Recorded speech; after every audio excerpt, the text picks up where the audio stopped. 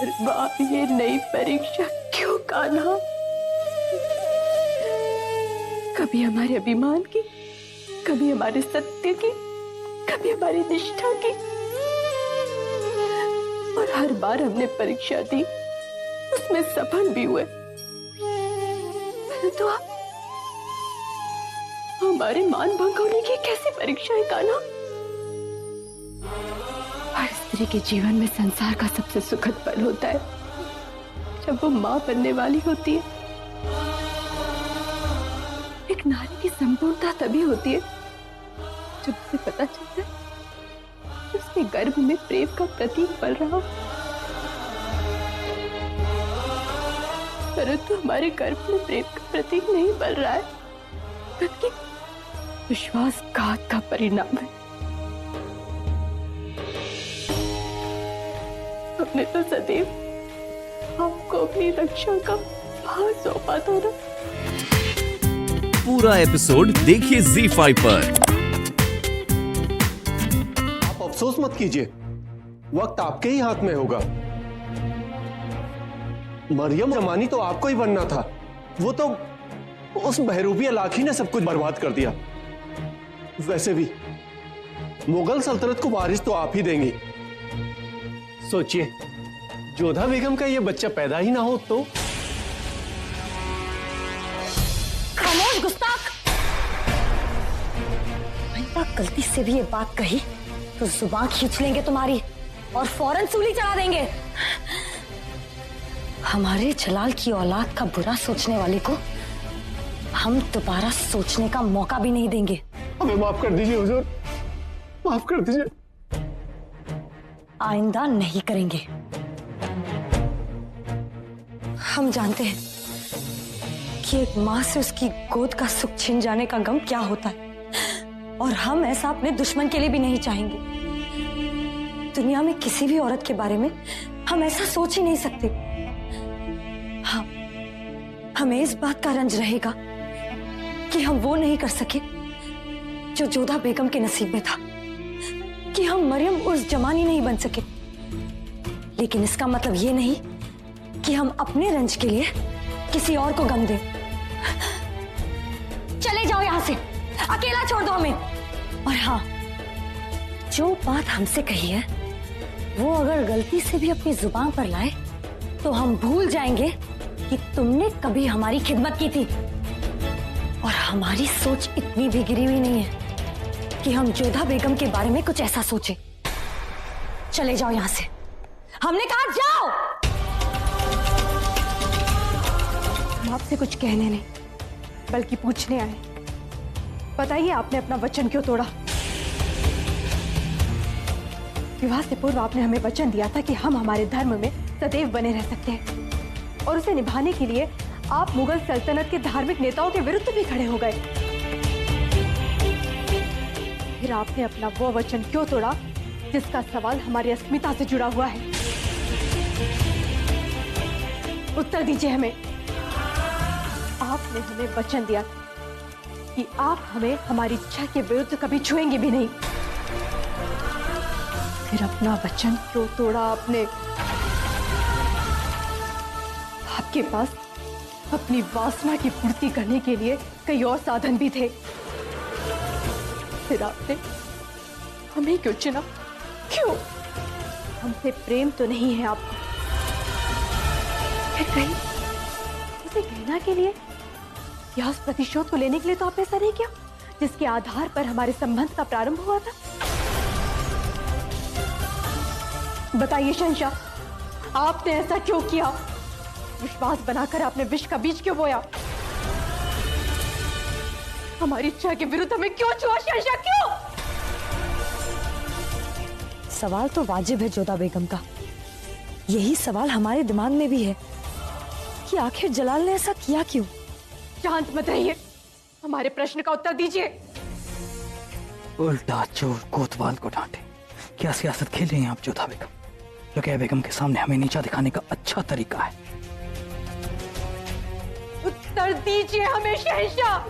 आपके किसी भी सवाल का जवाब देना मुनासिब नहीं समझते, ना ही किसी को हक है जो हमसे सवाल करे।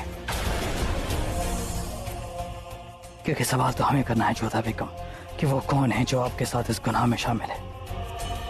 अभी आपने कहा था शहंशाह कि हमारे सामने किसी बात का जवाब देने से गुरेज नहीं है आपको, तो दीजिए ना जवाब। जोधा बेगम आपसे कुछ पूछ रही है कि क्या वजह थी कि आपने उनको दी हुई जुबान तोड़ दी।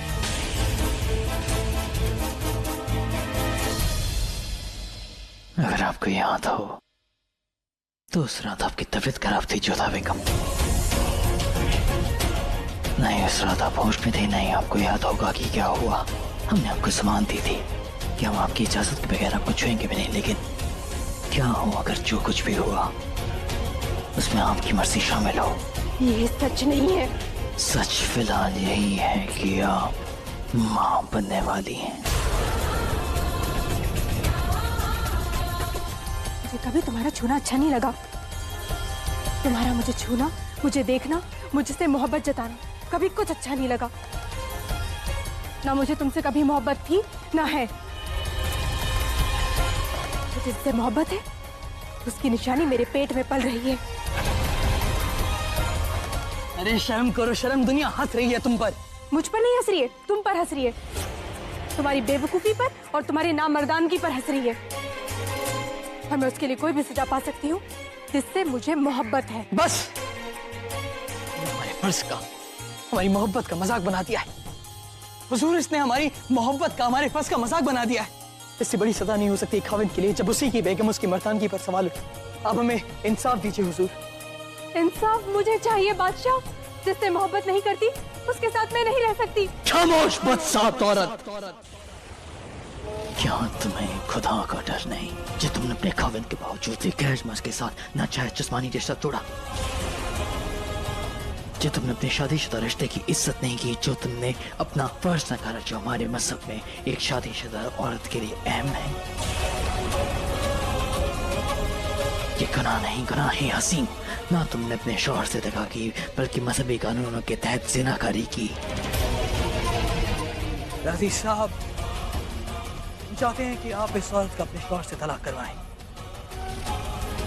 और सदर साहब को यह पैगाम भिजवाएं कि वो इस मामले पर नजर रखें, क्योंकि हम इस औरत को तो सजा जरूर देंगे, लेकिन इसके अमल में बढ़ रहे बच्चे को नहीं। इसलिए इस बच्चे की पैदाइश के बाद इसे सरेआम बीच बाजार पत्थर मार मार खत्म कर दिया जाएगा और साथ साथ उस गुनहगार को भी जिसने इसका साथ दिया।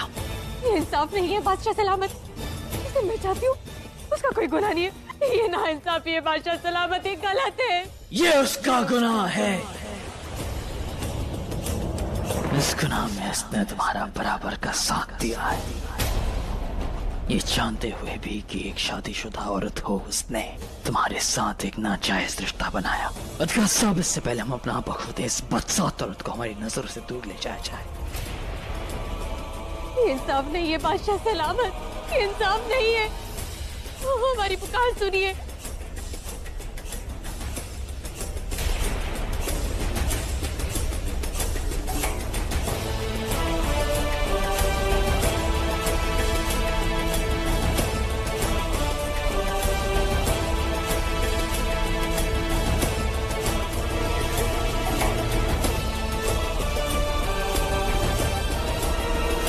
तो इस पद से चिढ़ हो गई है मोती। हर स्त्री माँ बनती, परंतु जब एक बेगम माँ बनने वाली होती तो बहुत बड़ी बात हो जाती है। न केवल परिवार में बल्कि पूरी प्रजा में हर किसी की आशाएं बढ़ जाती है और इन्हीं आशाओं से हमें चिढ़ हो रही है। हमारा मान भंग करके पाए गए सम्मान हमें स्वीकार नहीं है। हमारे मन से बात ही नहीं निकलती कि शहंशाह ने हमारे इच्छा के विरुद्ध हमसे। जोधा अधिक मत सोचो, अब जो हो गया उसे बदला तो नहीं जा सकता ना।